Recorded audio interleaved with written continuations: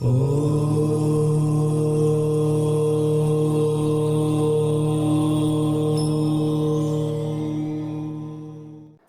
নাম অরুণকান্তি সাহা। আমি বাংলাদেশের চমনি আমঠাকুর আশ্রমের ধামের কাছাকাছি আমার দোকান আছে, নাম নবারণ স্টোর। ঠাকুর মশাই কিন্তু চমনিতে ওনার মূলত ওনার জন্মের পরে উনি যখন সাবালক হয়েছেন তখন উনি চাকরির উদ্দেশ্যে নোয়াখালীতে আসেন। নোয়াখালীতে আইসা উনি একটা, আমার জানা মতো যতটুকু জানি, সেখানে চমনি মাইজদিসা নোয়াখালী ডিস্ট্রিক্টের হেডকোয়ার্টার, ওইখানে উনি একটা ম্যাচে কাজ করতেন। তো ওইখান থেকে ওনার আসলে সাধনা প্রকাশ পায়। ওইখান থেকেই উনি আমার জানা মতো 10 জন ম্যাচ মেম্বারের উনি ওদের রন্ধনশালায় কাজ করতেন। তারপর ওনার হিসামতে ওনার একটা শেয়ার ছিল, তো উনি কখনো এই প্রসাদ গ্রহণ করেছেন বা অন্ন গ্রহণ করেছেন এটা কারো প্রত্যক্ষ হয় নাই। আমরা যতটুকু শুনেছি ওনার শেয়ারে যে অংশটা উনি রাত্রের অন্ধকারে ওই যেখানে উনি থাকতেন তার থেকেই বাইরে কোনো বিলে টিলে দিয়ে আসতেন, এগুলো শিগাল কুকুররা খাতেন। যখন মানুষ ঘুমিয়ে যেত তারপরে উনি যেখানে থাকতেন ওইখানে সব পরিষ্কার পরিচ্ছন্ন করে ওইখানে উনি সাধনাতে বসতেন। তো এই মতো অবস্থা ওইখানে ম্যাচ মেম্বার একজন দেখে ফেলে যে উনি সাধনা বসেছেন, উনি উপরের দিকে উঠে যাচ্ছেন। এটা যখন উনি প্রত্যক্ষ করেছেন, পরদিন থেকে উনি আবার ওইখান থেকে চলে গেছেন। তো আমরা যতটুকু জানি আমৃত্যবোধ উনি কখনো পছন্দ করতেন না। এটা ওনার সাধনারই একটা অংশ বলা চলে। কারণ আমৃত্য প্রকাশ করতে গেলেই আমরা বুঝি যে উনি ওইখানে অবস্থান করেন নাই যে লোকজন জানাজানি হয়ে যাবে, তাহলে ওনার আমৃত্যবোধটা প্রকাশ পাবে, সেই জন্য ওইখানে উনি অন্তর্ধান করতেন। তারপরে উনি চলে যান, উনি একটা মুন্সিফের বাড়িতে কাজ করতেন ফেনীতে। ওইখানেও যখন কাজ ওনার ওইখানে আছেন, উনি কর্মরত অবস্থা আছেন, তখন মুন্সিফ ডেলি, তখন গাড়ি ট্রেন যুগে মুন্সিফ চিটাং কোর্টের মুন্সিফ ছিলেন। তো ওইখানে একজন জাজ দেখতে পারে যে ঠাকুর মশাই ওনার সামনে, ওই বাসাতে উনি থাকতেন। তখন ওনার ওয়াইফকে উনি ফোন করলেন যে ঠাকুর কোথায়? ঠাকুর তো বাড়িতে আছে। তো উনি দেখলেন অ্যাট এ টাইম ঠিক ওনাকে বেলুড়িয়াতেও দেখা যায় অ্যাট এ টাইম। পরে খবর নেওয়া গেছে উনি এই 3 জায়গাতে অ্যাট এ টাইম উনি প্রত্যক্ষ হয়েছেন।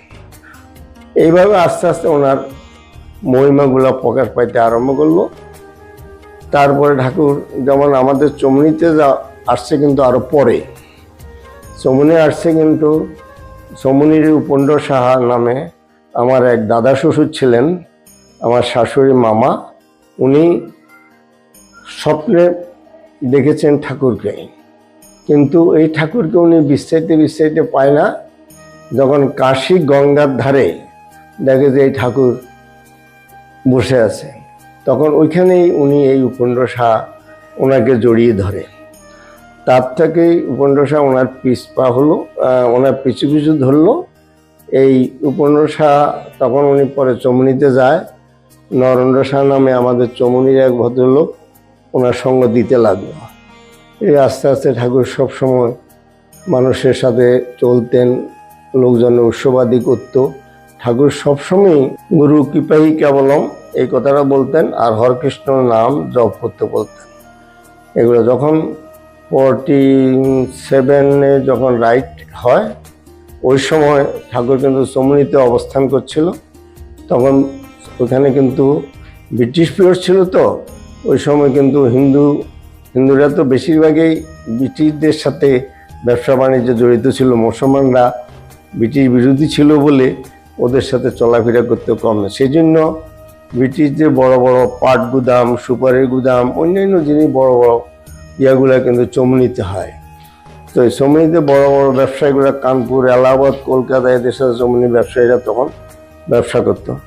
যখন দেশের এই পরিস্থিতি ছিল তখন এই ঠাকুরের কাছে লোকজন যাইতো, ব্যবসায়ীরা যাইতো, তখন উনি বলতেন, না যাবেন আপনারা কোথায়? উনি তো কাউকে তুমি বা তুই বলে কথা বলতেন না, সবাইকে উনি আপনি বলে সম্বোধন করতেন। আপনারা যাবেন কোথায়? গোপাল তো আপনাদের সাথে রয়েছে, গোপালেতে সব লেখিয়ে রয়েছে যেখানে যাবেন, কিন্তু গোপাল তো আপনার সাথে যাবে, ভোগান্তি আপনাকে ভুগতে হবে। এবং প্রারব্ধ জীবনের কথা বলতো, পূর্বজন্মে আপনি যা যা কিছু করেছেন সেটা এই জন্মে আপনাকে ভোগ করতে হবে। আর এখন যতই পুণ্যের কাজ করেন আপনি, এই পুণ্য কিন্তু আপনার সঞ্চিত হবে, পুণ্যের ফল কিন্তু এই জন্মে আপনি পাবেন না। এসব কথাগুলা উনি বলতেন। তো আসলে ওনার ধারা, যেমন এই উপন্যাসা ওনাকে নারায়ণ রূপে দর্শন করেছেন, শ্রীকৃষ্ণ রূপে দর্শন করেছেন। উপন্যাসার বাসাতে উনি ঠাকুর থাকতেন অনেক সময়, তো ঠাকুর মশাইকে প্রণাম করতে উপন্যাসা বাইরেই যাচ্ছেন, বা ওনার বাসাতে একটা কদম গাছ ছিল, কদম গাছতলায় উনি সকালবেলা রৌদ্রে বসে আছে, ঠাকুর ওনাকে প্রণাম করে দেখে যে চতুর্ভুজ নারায়ণ দাঁড়িয়ে আছে। এইভাবে ওনার এই কিছুদিন পর পরে উনি যখনই ওনার কোনো রূপরেখা কেউ উপলব্ধি করেছেন, তখনই উনি ওইখান থেকে মানে লুকায়িত হয়ে গেছেন। তাতে আমরা বুঝি যে আমিত্ববোধ যদি কারো ভিতরে থাকে, সে সাধনা জায়গা পৌঁছাইতে পারে না। এটা আমার একটা সামান্য জ্ঞানের কথা আর এখন আমরা এই জগতে যেমন, আর ঠাকুর কতগুলো কথা বলতেন যে আমরা যে এত পূজা পার্বণ সব কিছু বলি, তখন উনি বলতেন, এই যে আপনারা পূজা পার্বণ দেন, ফল টল বা আমরা যে আসন সাজিয়ে দিচ্ছেন, একটু কিছু কেউ কি দেবতা ভগবান খেয়েছে নিয়েছে, আমরা ওজন করে দেখবেন তো। হ্যাঁ, তখন ওই প্রসঙ্গে উনি বলতেন, না, আপনার মনে বাসন হয়েছেন, আপনি নারায়ণ পূজা করবেন, তখন যে ফলাদি কিনেছেন পূজার তাৎক্ষণিকে শেষ, কিন্তু যেগুলো আপনি এসব থালা থালা সাজিয়ে দিচ্ছেন, এগুলো হচ্ছে লোক দেখানি মাত্র। তাতে বুঝাচ্ছেন ভক্তি সবচেয়ে টপ ব্যাপার। ভক্তি থাকলে আপনি সাধনায় আসতে পারবেন, ভগবানের প্রীতি পাবেন, ভগবান আপনাকে সয়া থাকবেন। এইভাবে ওনার কতগুলা কথাবার্তা উনি বলতেন। তারপরে উনি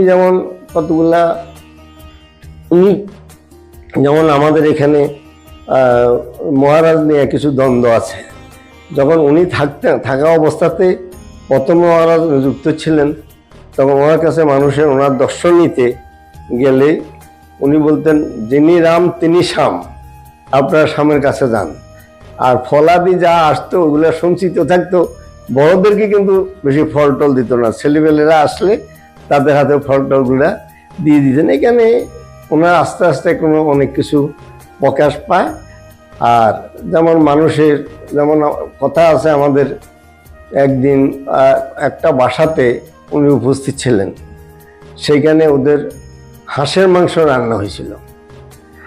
হাঁসের মাংস হয়েছে পরে কি কালক্রমে সেখানে কি বিষ পড়ে গেছে ওটার মধ্যে। তখন যে রান্না করে রেখেছে ওরা খাবে, পরের দিন শীতের বাজার ছিল, শীতের পরের দিন কিন্তু মাংস উপভোগ করতে গেলে টেস্ট বেশি হয়, আমরা এটা মনে করি। ওটা বান্ডশুদ্ধ রয়েছিল, কিন্তু সকালবেলা দেখেছে যে না, কিছুই নাই। তো অনেকে তখন মন্তব্য করে ঠাকুর মাংস খেয়ে নিয়েছে, লোককে বাঁচানোর জন্য ঠাকুর মাংসটা খেয়ে নিয়েছে। এইভাবে অনেক কিছু ওনার বইয়ের প্রকাশ ঘটে। যেমন ডিঙ্গামানিকে ওনার বাবা কিন্তু তান্ত্রিক উপাসক ছিলেন। ওনার জন্ম থেকেই অনেকগুলো অলৌকিক ঘটনা ঘটে। যখন ওনার মায়ের গর্ভে অক্ষয় তৃতীয়াতে কিন্তু উনি ওনার মায়ের গর্ভে আসে, অক্ষয় তৃতীয়াতে ওনার মায়ের গর্ভে উনি আসে। যখন ওনার মায়ের নাম ছিল কমলা দেবী। ওনার ঠাকুর বাবা সবসময়ই ও তান্ত্রিক উপাসনা করতে ওনাদের বাড়ির বাইরে একটা মন্দির ছিল, ওইখানে চলে যেতেন। আজকে মার প্রসব ব্যথা হয়েছিল, ওকে বলছে তুমি আজকে যেও না, আজকে থাকো, শরীরটা কেমন করছে। বলছে না, আমি ওখানে যেতে হবে, তোমার ব্যবস্থা হয়ে যাবে। এই সময় যেতে যেতে দেখে যে এক দাই বেটি ওই পুকুর পাড় দিয়ে যেতেছিল। তো ওই ডায়াবেটিকে বলছে তুমি আমার বাড়িতে যাও। তো ওই ডায়াবেটি ওইখানে গেল, তখন তার প্রসব হয়ে গেল। একটা পুটুলির ভিতর ওনার জন্ম ছিল, একটা পুটুলি প্রসব করেছে ওর মা, কিন্তু এখানে কোনো সন্তানাদি না মনে করে ওই যেখানে তান্ত্রিক সাধনা করতে গেছে ওর বাবা, ওই পুকুর পাড়ে এই পুটুলিটা ফেলে দিয়েছিল। তারপরে ফেলার সাথে সাথে শিয়াল কুকুরগুলো এখানে আটকে গেছে। যখন ওই পুটুলি কামড় দিছে, তখন ওইটার থেকে 2টা সন্তান পাওয়া গেল। একটা তখন ওইটার নাম রাম এবং একটা লক্ষণ, এই নামে আমরা শুনেছি, কিন্তু লক্ষণের কিন্তু বিস্তৃত কোনো ব্যাখ্যা আমরা শুনি নাই। কিন্তু ঠাকুর রামচন্দ্রদেব এরপরেই আস্তে আস্তে বড় হইতে হইতে উনি বাড়িটারি স্কুলে তেমন একটা যাইতেন না। তারপরে উনি বিভিন্ন জায়গাতে ঘোরাঘুরি চলতেন, কে কোথায় গেছে এরকম কোনো ব্যাক রেকর্ড, শুধু প্রকাশটা কিন্তু মাইদির থেকেই অনেকটা হয়। তারপর থেকে তার আগে কি ছিল ওই রকম কিন্তু ব্যাখ্যা ছিল না। তার আগে হ্যাঁ একটা ছিল, সেখানে একজন ওনার এসব অলৌকিক কিছু ঘটনা জানতে পেরেছে। কি নাম ওই ভদ্রলোকের? মুসলমান চারাগালি দরবেশ। চারাগালি দরবেশই সব ওনার বাড়ির পাশেই, উনি যেখানে থাকতেন এর বাড়ির পাশে চারাগালি দরবেশ নামে একটা মুসলমান ছিল। ওনার কাছে কিছু কিছু অলৌকিক ঘটনা ওনার প্রকাশ পায়। এছাড়া এই দরবেশ কিন্তু ঠাকুরের পিছে অনেকদিন সঙ্গ করেছে এবং ওনার বাড়িতে বড় করে বৎসরে একটা উৎসবও করত। আমরা চারাগালি দরবেশে আগে এখানে যে উৎসবটা হইতো, আগে ঠাকুরের বাড়িতে যে উৎসবটা হইতো ডিঙ্গামানিকে, ওই উৎসবেরই একটা বড় অংশ খরচ কিন্তু চারাগালি দরবেশের ফ্যামিলির লোকের বিয়ার করতো। আমরা যখন ওইখানে গেছি এই কথাগুলো শুনেছি। তারপরে ঠাকুর কবিল্লধামে উনি সাধনা করেছেন। একটা অশ্বত্থ বৃক্ষ আছে, ওই বৃক্ষের নিচে, যেটাকে কবিল্ল শক্তি বলা হয়, কবিল্ল শক্তির নিচে উনি সাধনা করেছেন। ওইখানে একটা পুকুর আছে, পুকুরের ভিতরে বসে বসে উনি সাধনা করতেন, জলে ভেসে ভেসে, এরকম কিছু দেখা গেছে। ওই পুকুরটাতে উনি এটা করেছেন, এই জন্য ওই জায়গাটার নাম এখন কবিল্লধাম নামে পরিচিত, এবং রেল স্টেশন নামক কবিল্লধাম স্টেশন। এরকমভাবে বিভিন্ন জায়গায় ওনার, আমরা তো আসলে পেটের দায়ে বিভিন্নভাবে বিভিন্ন জায়গাতে আমরা চলাফেরা করেছি। চলার পথে যা কিছু আমরা শুনতে পেরেছি, জানতে পেরেছি, আসলে সঙ্গ করার বয়সও আমাদের ছিল না। আর এইভাবে আমাদের আসলে ঠাকুরের প্রতি আমাদের ওনার কৃপা মহিমার আদর্শে আমরা ঘুরি, এই বিভিন্ন জায়গাতে যাই, দেখি। ঠাকুরের এখন তো লক্ষ লক্ষ শিষ্য আছে, মহন্ত মহারাজ থেকে নাম দেয়, কিন্তু ঠাকুরের পরিবারের কেউ নাম দীক্ষা দিবে এরকম কিন্তু ঠাকুর এগুলো পছন্দ করতেন না। এটা তো আমরা বুঝি যে না, তা তো আমৃত্যুর প্রচার যেহেতু না ঘটে, সেই জন্যে এসব বিধানগুলো উনি রেখে গেছেন এবং উনি স্বয়স্ত কিছু লিখে গেছেন। এখন ঠাকুরের পরম মহিমা আশীর্বাদ গুণে আমরা ওনাদের আশ্রিত হিসাবে দিনতি যাপন করতেছি। কবিল্লধাম সবার মঙ্গল করুক, কবিল্লনাথ সবার মঙ্গল করুক।